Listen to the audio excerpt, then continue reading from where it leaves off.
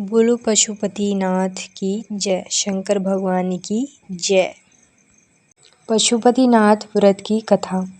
ऋषि बोले, हे भगवान, हम पाशुपत व्रत के सुनने की इच्छा करते हैं, जिसे करके ब्रह्मादि भी पाशुपत हो गए। वायु बोले, समस्त पापों को दूर करने वाला रहस्य मैं आपसे वर्णन करता हूँ। यह पाशुपत व्रत अथर्वशीरस उपनिषद में प्रसिद्ध है। इसका काल चैत्र पूर्णमासी, शिव स्वीकृत देश, क्षेत्र, आराम, श्रेष्ठ लक्षण युक्त इसमें कहा है।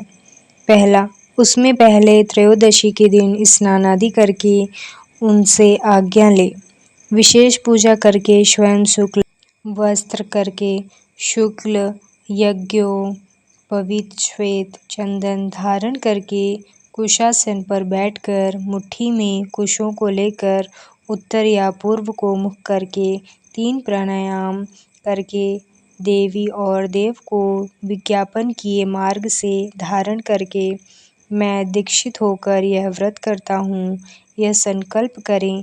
जब तक शरीरपात हो अथवा 12 वर्ष, 6 वर्ष, 3 वर्ष अथवा 12 मास तक 6 3 अथवा एक ही निमित्त विधि पूर्वक अग्नि को लेकर घी, समिध और चरु से यथा योग्य हवन करें।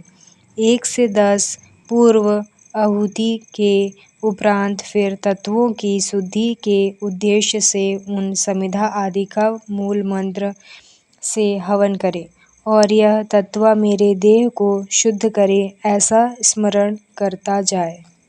पंचभूत तन्मात्रा, पंच कर्मेंद्रिय ज्ञान और कर्म से भेद से इनके 5 विभाग हैं।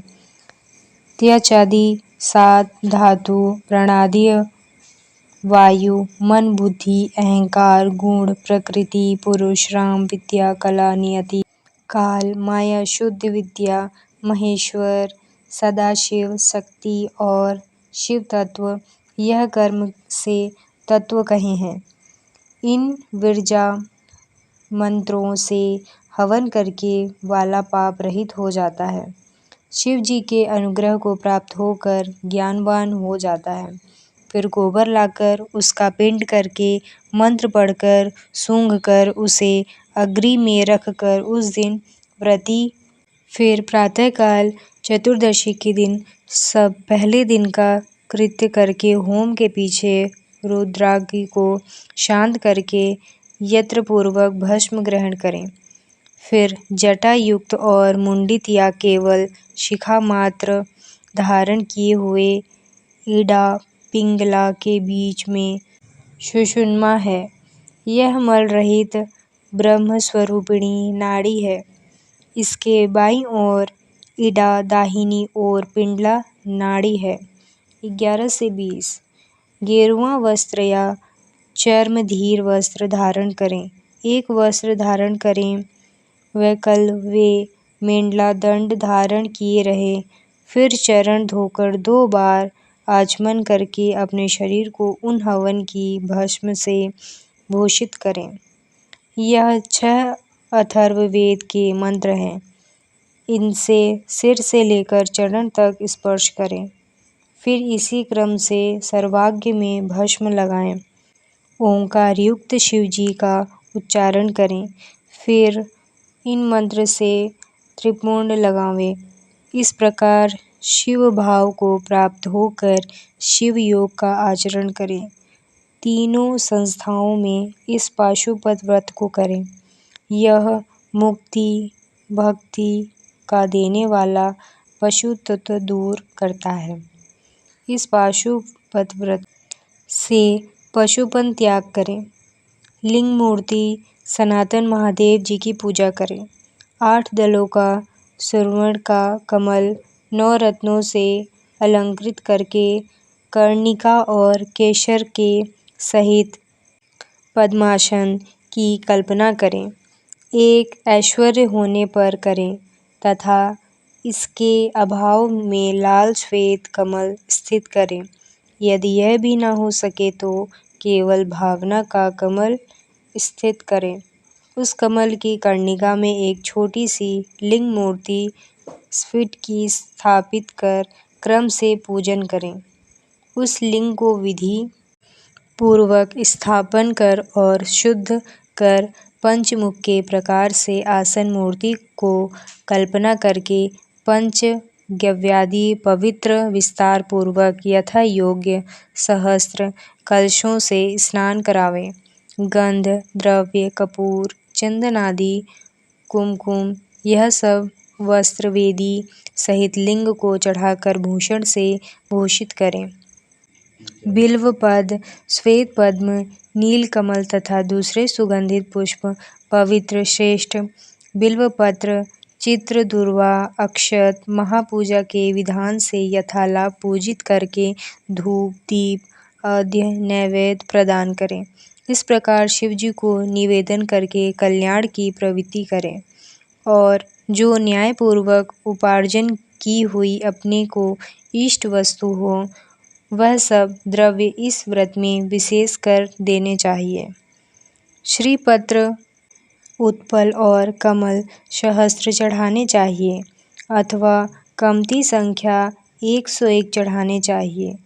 उसमें भी विशेषकर बेलपत्र को न त्यागें।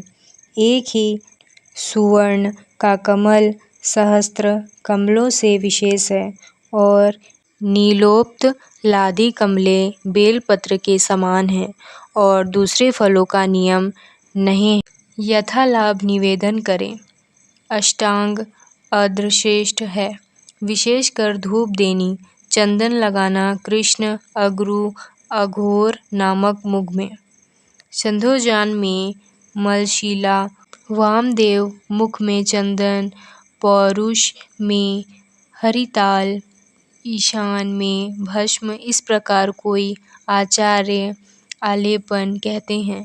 कोई धूपांतर के विधान से धूप नहीं मांगते हैं कि अघोर के मुख में श्वेत अगरु पुरुष के मुख में काला अगरु संध्योजान के मुख में गुग्गुल सौम्य के मुख में सुगंधित द्रव्य ईशान के उशिरादि की धूप विशेष करके देनी चाहिए। मुख कपूर कपिला गौ के घृत में मिलाकर देनी चाहिए। चंदन अगरु कष्टादि वह सामान्य कहा है। कपूर प्रति घी के दीपक देने चाहिए। इसके उपरांत प्रत्येक मुख की ओर अग्न और आचमन देनी चाहिए। प्रथम आवरण से क्रम से गणेश और कार्तिकेय का पूजन करना चाहिए। फिर ब्रह्मा प्रभृति अंगादि का पूजन करें। इस प्रकार प्रथम आवरण की पूजा करने पर दूसरे आवरण में चक्रवर्ती विघ्नेश की पूजा करनी चाहिए। तीसरे आवरण में भव आदि अष्टमूर्तियों का पूजन करना चाहिए। चौथे आवरण में महादेवादियों का तथा 11 रुद्रों की सब गणेश्वरों की पूजा करनी चाहिए। पद्म के बाहर 5 आवरण के क्रम से अस्त्र और अनुचरों के साथ 10 दिक्पालों की पूजा करें। ब्रह्मा जी के मानसिक पुत्र और सब ग्रह समस्त देव देवी का सर्व आकाशचारी सब पातालवासी और सब मुनीश्वर सब मुख्य योशीश्वर 5वें आवरण में मात्र कलाओं के साथ पूजें। गणों के सहित क्षेत्रपाल और यह सब चराचर जगत शिवजी के प्रति से शिवजी की विभूति जानकर पूजें। आवरण पूजा के अंत में परमेश्वर को पूजन करके घृत व्यंजन युक्त हवि शाकादि मनोहर वस्तु निवेदन करें। मुख सुगंधित के निमित्त तांबूल रोचक द्रव्य से सहित दें। फिर अनेक प्रकार के पुष्प और भूषणों से अलंकृत करके नीराजन के अंत में पूजा का विस्तार समाप्त करें। फिर सामग्री सहित पान पत्र दें और शयन निवेदन करें। चंद्रमा के समान हार उज्ज्वल शयन स्थान में रखें और भी सब योग्य पदार्थ राजाओं के समान स्थित करें। यह कार्य स्वयं करें या ऋतिजुओं से कराकर हवन और पूजन के पीछे प्रार्थना स्तोत्र जप करके पंचाक्षर विद्या को जपें, प्रदक्षिणा करें और परमात्मा की पूजा करें। फिर शिव जी के सम्मुख ही गुरु और ब्रह्मा का पूजन करें। फिर अर्घ्य या 8 फूल देकर देव को लिंग से विसर्जन करके अग्नि मंत्र से अग्नि की रक्षा कर कर उसे भी विदा करें। इस प्रकार यह सब कृत्य प्रतिदिन करें। फिर सब सामग्री सहित कमल युक्त लिंग अपने गुरु को दे दें अथवा शिवालय में स्थापन करें। फिर वह व्रती अपने दूसरे गुरुजनों का पूजन करके समर्थ होकर तो भक्त, ब्राह्मण और दीनों को संतुष्ट करे। आप या तो भोजन न करें अथवा फल और मूल भोजन करें। दूध पिएं, भिक्षा खाएं, केवल एक बार भोजन करें। रात्रि में सदा नियत भोजन करें और पवित्र होकर पृथ्वी पर शयन करें। भस्म या तृण पर शयन करें अथवा चीर व अजीर्ण मृग चर्म पर शयन करें। ब्रह्मचर्य पूर्वक इस व्रत को समाप्त करें। रविवार, आर्द्रा नक्षत्र के दिन, अमावस, पूर्णमासी, अष्टमी और चतुर्दशी को सामर्थ्य हो तो उपवास करें। पाखंड, पतित, उदक्या, रजस्वला, सूतिका आदि को मन से भी स्मरण न करें, ना वाणी से उच्चारण करें। क्षमा, दया, सत्य, अहिंसा और शील युक्त सदा रखें। संतुष्ट, शांत रहें और तप तथा ध्यान में सदा मन लगावें। तीनों काल स्नान करें अथवा भस्म स्नान करें। मन वचन क्रम से विशेष पूजा करें। बहुत कहने से क्या, व्रती कुछ भी अमंगल बात न करें। प्रमाद हो जाने से आचार में गुरु लघु का विचार करके पूजा, होम, यज्ञ से उसका उचित प्रायश्चित करें जब तक वह व्रत समाप्त न हो। कुछ भी प्रमाद न करें। गोदान, वृषस्व, पूजा धन के अनुसार सब कामना से रहित होमन भक्त शिव जी की प्रति निमित्त शब्द करें। यह व्रत की विधि सक्षम के सामान्य कही है। प्रति मास में जो विशेष है सो क्रम से कहती हूँ। वैशाख में हीरे का लिंग, आषाढ़ में मोती का, श्रावण में नीलम का, भाद्रपद में पद्मराग मणि का, अश्विन में गोमेद का, कार्तिक में मूंगे का, अगहन में वैडूर्य का, पौष में पुष्परा का, माघ में घुमड़ी का, फाल्गुन में चंद्रकांत मणि का और चैत्र में इसी मणि का अथवा रत्न न मिले तो सब महीनों के सुवर्ण लिंग की पूजा करें। उसके अभाव में चांदी, तांबा अथवा शीला के लिंग का पूजन करें। यह भी न हो तो मिट्टी का अथवा किसी वस्तु का लिंग पूजें। सभी मूर्ति गंधमय बनावें अथवा जैसी रुचि होवे सो बनावें। व्रत के अंत में अपना नित्य कर्म समाप्त करके सदाचरण युक्त व्रती पुरुष शिव और आचार्य का पूजन करें। आचार्य की आज्ञा से पूर्व उत्तर मुख होकर बैठें। कुश का आसन, कुशा की हाथ में लिए प्राण अपान वायु को रोककर शक्ति के अनुसार मूल मंत्र को जप कर उमा सहित त्रमग्न देव का यान करके आज्ञा लेकर हाथ जोड़कर कहें, हे भगवान, आपकी आज्ञा से इस व्रत का त्याग करती हूँ। यह कहकर लिंग मूल से कुशों को उत्तर भाग में विसर्जन करें। फिर दंड, जटा, चीर, मेखला को भी त्याग करें। विधि पूर्वक आचमन करके पश्चाक्षर मंत्र का उच्चारण करें। जो देहांत कर देहांत तक इस दीक्षा को सावधानी से करता है, इस व्रत को करता है, वह नैशिष्ट व्रती कहलाता है। वही आश्रमों श्रेष्ठ महापशुपाल व्रती कहलाता है। वही तपस्वियों में श्रेष्ठ और महाव्रती है। उसके समान मुमुक्षुओं के कोई कृत्य नहीं है। जो यदि नैष्ठिक होकर यह उत्तम नैष्ठिक है जो 12 दिन तक भोजन न करके इस व्रत को करे, वह भी तीव्र व्रत के कारण नैष्ठिक के तुल्य हो जाता है। जो शरीर में घृत लगाकर इस व्रत को करता है, 2-3 दिन भी करता है, वह भी नैष्ठिक हो। कोई निष्काम होकर इस व्रत को करता है और उसने निरंतर अपनी आत्मा शिवजी को अर्पण की है, उसके समान कोई दूसरा नहीं है। विद्वान ब्राह्मण भस्म लगाकर महापाप से उत्पन्न हुए पापों से छूट जाता है, इसमें संदेह नहीं। रुद्र अग्नि का जो परम वीर्य है वही भस्म कहलाता है। इस कारण सब काल में भस्म युक्त वीर्यवान होकर जो पुरुष भस्मनिष्ठ है, अग्नि के संगम से उसे सब दोष दूर हो जाते हैं। भस्म स्नान से पवित्र हुआ पुरुष भस्मनिष्ठ कहा जाता है। उसके शरीर में भस्म लगा है और जिसका त्रिपुर्ण भस्म से दीप्तिमान है। भस्म स्नान करके पुरुष भस्मनिष्ठ कह जाता है। भूत प्रेत पिशाच और बड़े बड़े भयंकर रोग भस्मनिष्ठ के समीप से दूर भाग जाते हैं, इसमें संदेह नहीं। पाप दूर करने से, भासमान होने से यह भस्म कहलाता है।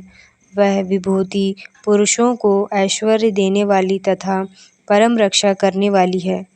अधिक भस्म का महात्म्य क्या कहें। व्रती भस्म स्नान करके स्वयं महेश्वर हो जाता है। यही भस्म परमेश्वरी और शैवों का परम अस्त्र है। इसके उपयोग के तप में आपदा निवारण की है। इस कारण सब प्रकार के यंत्र से पाशुपत व्रत करना चाहिए। धन के समान भस्म संग्रह करना चाहिए और भस्म स्नान से प्रीति करनी चाहिए। ऋषि बोले, धौम्य के बड़े भ्राता उपन्यु ने बाल्यावस्था में दूध से निमित्त पत किया था।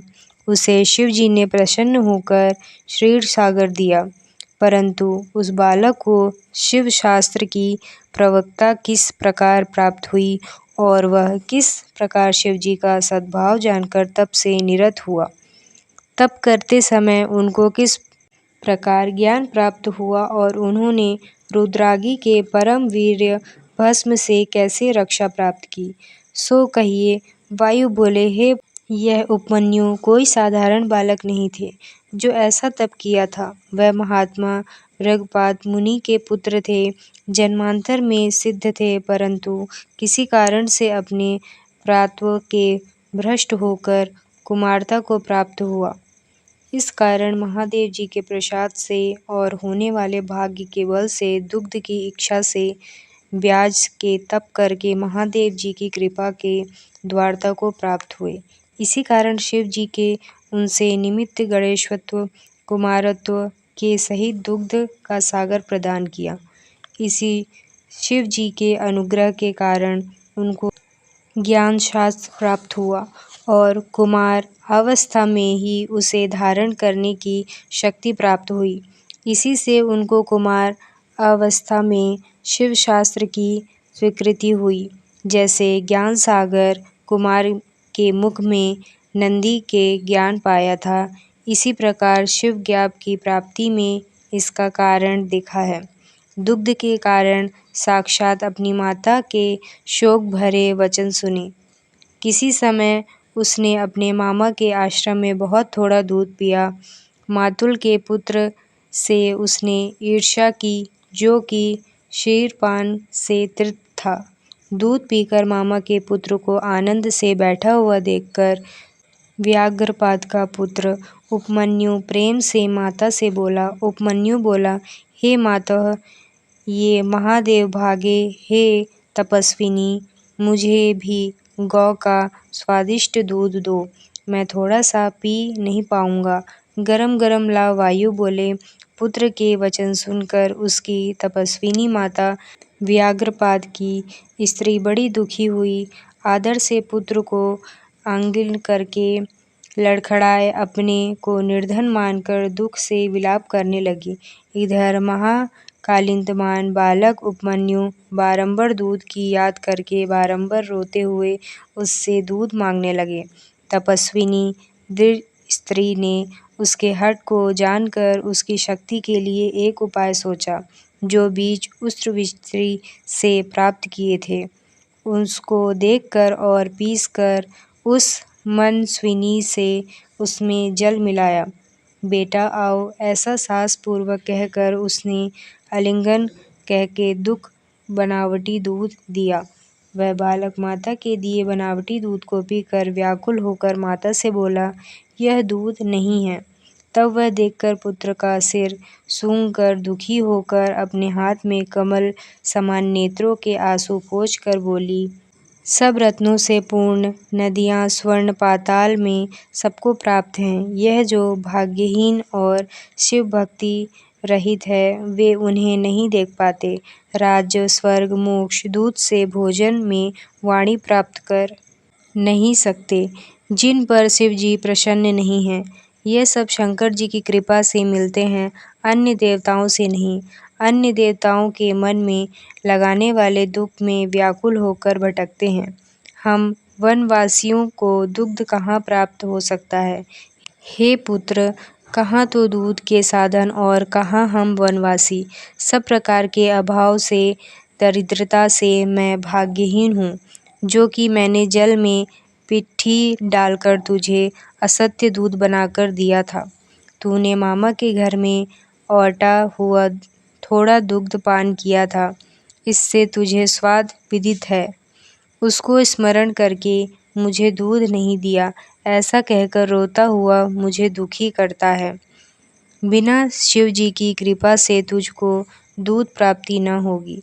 उन्हीं शिव जी के चरण कमल की पार्वती और गणों से सहित आराधना करो।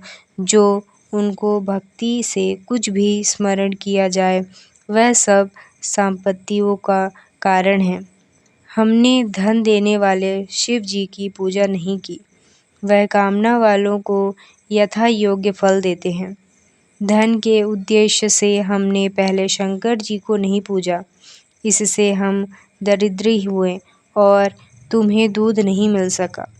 हे पुत्र, पूर्व जन्म शिवजी के उद्देश्य से या प्रभु विष्णु के जो उद्देश्य से जो दिया जाता है वही मिलता है।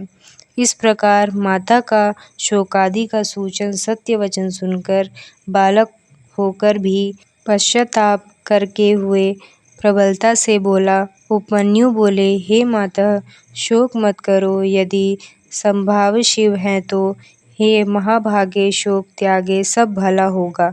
हे माता, मेरे वचन सुनो। यदि महादेव जी हैं तो शीघ्र व देर में हैं, उन्हें प्रसन्न करके दूध का सागर ले आऊँगा, जो कि कभी घटेगा नहीं। वायु बोले, इस प्रकार उस महामती बालक के वचन सुनकर प्रसन्न होकर उसे बुद्धिमती माता बोली, हे तात, मेरी प्रीति बढ़ाने वाली शुभ वार्ता तुझमें विचारी। तू देर मत कर, सांब का भजन कर। परम कारण शिव जी सबसे अधिक हैं, सारा जगत उन्हीं का किया हुआ है। ब्रह्मा जी आदि उनके दास हैं, उन्हीं की प्रसन्नता से ये सब ऐश्वर्य है। हम उन प्रभु के दोस्त हैं, उन लोग के कल्याण करने वाले शंकर जी के सिवाय अन्य को मैं नहीं जानती। अन्य देवताओं को छोड़कर मन वचन कर्म से उन्हें शिव जी को पार्वती सहित गणेश सहित परम प्रीति के भजन करना चाहिए। उन देवाधिदेव वरदाई मंगलदायी शिव जी का ओम नमः शिवाय यही मंत्रवाचक है। ओमकार सहित जो 7 करोड़ मंत्र हैं वह इसी से लय होकर फिर इसी में ही निकलते हैं। अपने अधिकारी अपेक्षा से सुप्रसाद सहित वे मंत्र हैं, अर्थात अधिकारियों के अनुसार पृथक पृथक हैं, परंतु यह मंत्र ईश्वर की आज्ञा से सबसे अधिकार का है। जिस प्रकार शिव जी संपूर्ण उत्कृष्ट और निकृष्ट आत्माओं की रक्षा करने में समर्थ होते हैं, उसी प्रकार यह मंत्र है। यह मंत्र सब दूसरे मंत्रों से प्रबल है। यह सबकी रक्षा करने में समर्थ है, उससे परे फिर और इच्छा नहीं करनी चाहिए। इस कारण हे पुत्र, अन्य मंत्रों को छोड़कर पश्चांतर मंत्र जपने में तत्पर हो। यह मंत्र जिज्ञा के अंतर्गत होने से फिर कुछ दुर्बल नहीं कर सकता। यह शैवों की रक्षा का हेतु परम दुर्बल अरोग शास्त्र है, वह इसी से उत्पन्न हुआ है। ऐसा जानकर उसमें तत्पर हो, तुम्हारे पिता के समीप में मैंने यह भस्म प्राप्त की है, जो विरजा अग्नि के उत्पन्न होने के कारण सिद्ध और महाआपत्ति को दूर करने वाली है। इसे लगाओ, यह जो तुम्हें मैंने मंत्र दिया है, इसको मेरी आज्ञा से ग्रहण कर। इसी के जप करने से तुम्हारी रक्षा होगी। इस प्रकार माता ने आज्ञा देकर शिवस्तु ऐसा उच्चारण करके विदा किया और मुनि उसी आज्ञा सिर पर धारण करके और प्रमाण करके तप करने में निमित्त चला गया। तब माता ने उसके प्रति वचन कहे कि देवता तेरा मंगल करे। इस प्रकार माता की आज्ञा से उसने दुश्चर तप करना आरंभ किया। हिमालय पर्वत पर प्राप्त होकर वायु भ्रमण करता हुआ 8 इष्टिकाओं का स्थान बनाकर मूर्तिका का लिंग निर्माण करके वहाँ गण और पार्वती के सहित महादेव जी का आवाहन करते भक्तिपूर्वक पंचाक्षर मंत्र से ही वन के उत्पन्न हुए पत्र और पुष्पों से बहुत काल तक पूजा करता हुआ परम तप और आरंभ किया। इस प्रकार शिवजी के मन में लगाए कृश शरीर उपमन्यु ब्राह्मण श्रेष्ठ को अकेले तप करते हुए देखकर मरीचि ऋषि के श्राप से पिशाचपन को प्राप्त हुए। कुछ मुनि राक्षस भाव से पीड़ित करके उसे तप से विघ्न करने लगे। वह उसने पीड़ित होकर भी किसी प्रकार के तप से करते हुए और सदा नमः शिवाय इस प्रकार आंतरण के समान शब्द करने लगा। उस शब्द को श्रवण करके वह ब्राह्मण कुमार उपमन्यु के तप से चराचर मुनि तथा जगत प्रदीप्त हुए। वायु बोले, तब सब देवता प्रदीप्त अंग होकर वैकुंठ में नारायण के पास हट करने गए। प्रमाण करके सब हल करने लगे। उनके यह वचन सुनकर भगवान पुरुषोत्तम, यह क्या है? इस वार्ता को विचार कर और उसका कारण जानकर शिव जी को देखने की इच्छा में मंदर पर्वत पर गए और देव को देखकर प्रणाम करके हाथ जोड़कर बोले। विष्णु जी बोले, हे भगवान, कोई उपमन्यु नामक ब्राह्मण दुग्ध पाने के निमित्त जगत को दुग्ध करता है। तप करते हुए उस आप निवारण करें। विष्णु जी के यह वचन सुनकर देव महेश्वर जी बोले, आप अपने स्थान को जाइए, मैं बालक का निवारण करूँगा। शिव जी के वचन सुनकर देव वल्लभ विष्णु जी उन सब देवताओं का समाधान करके अपने लोक को चले गए। इसी अवसर पर देव शिव जी इंद्र जी के रूप में उस स्थान पर जाने की इच्छा करने लगे। तब शिव जी श्वेत हाथी पर चढ़कर उस ब्राह्मण के आश्रम में गए। इंद्र वेश का धारण किया। सुर असुर सिद्ध महोरग उनके साथ गए। तब उस विभु के निमित्त बाल व्यंजन से विजित किया गया और वाम हाथी में शची सहित सुरेंद्र के ऊपर श्वेत छत्र धारण किया गया। उमा सहित इंद्र रूपधारी शिव जी महाशोभित हुए और छत्र चंद्रमंडल से शोभित मंदरम के समान शोभित हुए। इस प्रकार ईशान इंद्र रूपधारी शिवजी को देखकर महामुनियों की में श्रेष्ठ उपमन्यु प्रणाम करके स्वयं बोले। उपमन्यु बोले, हे देवेश्वर, आपने स्वयं आकर मेरा आश्रम पवित्र किया। जो आप जगपति देवताओं में श्रेष्ठ इंद्र प्राप्त हुए हों। इस प्रकार कहकर उपस्थिति हुए ब्राह्मण को इंद्र रूपधारी शिव जी में गंभीर वाणी से बोले, हे सुवत्र, मैं तेरे इस तप से बहुत प्रसन्न हुआ हूँ। तू वर मांग। हे मुहामनि, हे धौम्य और अग्रज, मैं तेरे सब मनोरथ पूर्ण करूँगा। जब इस प्रकार शिव रूपी इंद्र ने कहा, तब वह मुनि श्रेष्ठ शिव जी में भक्त हो यही हाथ जोड़कर बोला। यह सुनकर इंद्र बोले, तुम नहीं जानते कि मैं देवताओं का राजा हूँ, तीनों लोकों का अधिपति इंद्र हूँ। सब देवता मुझको नमस्कार करते हैं। हे विपत्र ऋषि, तू मेरा भक्त हो, सदा मेरी अर्चना कर, तेरा कल्याण हो, मैं ही तुझको सब कुछ दूंगा। निर्गुण रुद्र को त्याग दे।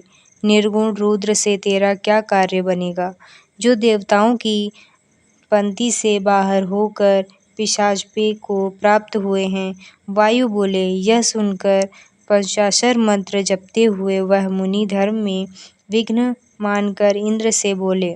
उपमन्यु बोले, शिव निंदा से तत्पर आपने प्रसंग से महात्मा रुद्र का निर्गुणपन कथन किया है, पर सब देवताओं की अधिपति रुद्र को तुम नहीं जानते हो।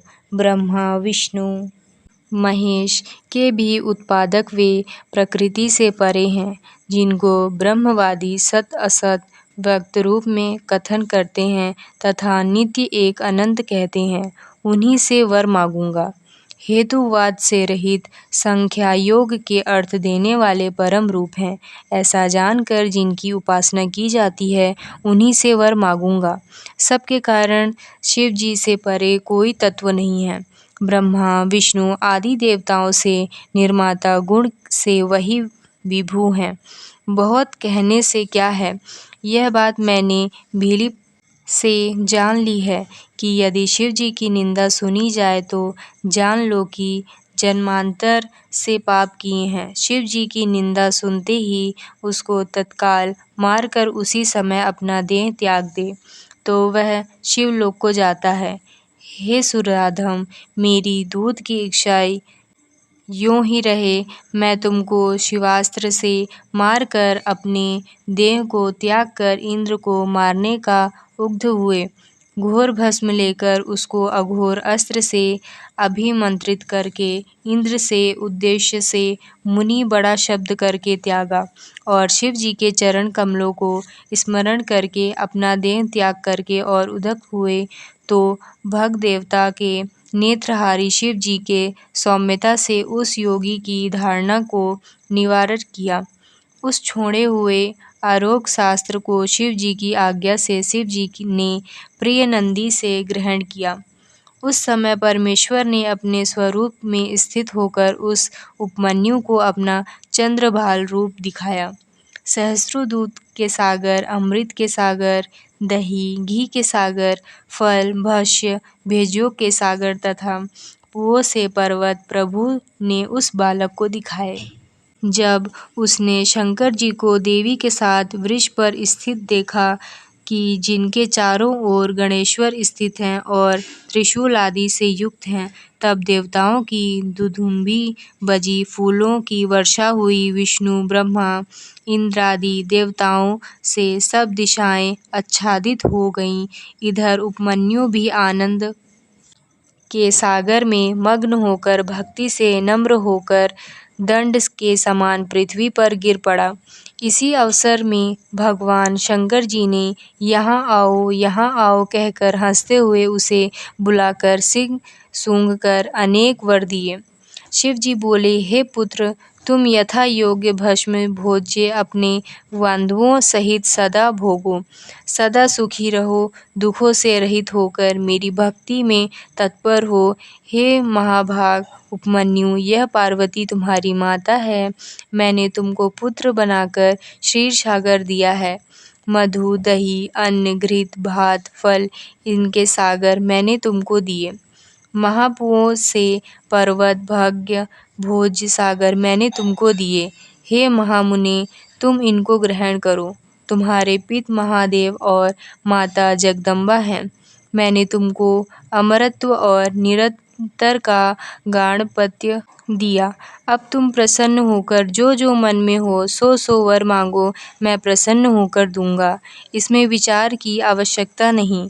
वायु बोले, महादेव जी ने ऐसा कहकर अपने हाथों से उपमन्यु का आलिंगन करके उनका सिर सूंघकर, यह तुम्हारा पुत्र है, यूं कहकर देवी को निवेदन किया। देवी ने भी अपने कमल जैसे हाथों से प्रेम से कुमार के समान उसका सिर सूंघकर उसको अविनाशी कुमांत्व दिया। शिरंभित से सरकार रूप से स्वदुशीर हाथ में धारण किए वह अविनाशी दूध पिंडकार उसके हाथ में समर्पण किया। योग ऐश्वर्य दुष्टि अविनाशिनी ब्रह्म विद्या परम समित्री संतुष्ट मन से उसको प्रदान की। फिर भी प्रसन्न हो शिव जी उसका तप तेज देखकर उपमन्यु मुनि को दिव्य वर देने लगे। व्रत पशुपत ज्ञान व्रत योग तत्व से देखकर निरंतर विकित्व मुनिराज को दी। वह भी दिव्य वर देने लगे। पाशुपत ज्ञान व्रत योग तत्व से देखकर निरंतर विकित्व मुनिराज को दी। यह भी दिव्य वर और निरंतर रहने वाला कुमारत्व प्राप्त करने उन चतुरता की शिवा से वर पाकर बड़े प्रसन्न हुए। तब प्रसन्न चित्त होकर हाथ जोड़कर प्रणाम करते महेश्वर देव से वर मांगने लगे। उपमन्यु बोले, हे देव देवश, हे परमेश्वर, प्रसन्न होकर अपनी अव्यभिचारिणी भक्ति मुझको दीजिए। हे महादेव जी, आपके संवादियों से मुझे श्रद्धा दीजिए। अपने दासों से परम स्नेह और सदा उनकी समीपता दीजिए। यह कहने के उपरांत प्रसन्न मन होकर वह ब्राह्मण श्रेष्ठ उपमन्यु सहर्ष गदवादी से महादेव जी को प्रसन्न करने लगे। उपमन्यु बोले, हे देव महादेव, हे शारणगत वत्सल्य, हे करुणा सागर, हे सांब शंकर, प्रसन्न हो। वायु बोले, सबको वर देने वाले महादेव जी, ऐसा कहकर प्रसन्न मन होकर मुनि श्रेष्ठ उपमन्यु से बोले। शिव जी बोले, हे पुत्र, मैं तुझसे प्रसन्न हूँ। मैंने तुझे सब दिया। तू मेरा ऋण भक्त है, यह मैंने जान लिया। तुम दुखी से रहित होकर अजर अमर हो, महायशस्वी, तेज से युक्त, ज्ञान से युक्त हो। तुम्हारे बांधव और कुल तथा गोत्र सदा अक्षय रहेंगे। हे द्विज श्रेष्ठ, तुम्हारी मुझसे निरंतर भक्ति होगी। हे द्विजोत्तम, मैं तुम्हारे आश्रम में नित्य समीपता करूँगा। तुम मेरे समीर सदा आनंद से विहार करोगे। कोटि सूर्य के समान कांति वाले भगवान शिव जी यह कहकर और उसको वर देकर अंतर्ध्यान हो गए। उपमन्यु भी प्रसन्न होकर उनसे वरदान पाकर महासुखी होकर अपनी माता के समीप चले गए। तो बोलिए शंकर भगवान की जय।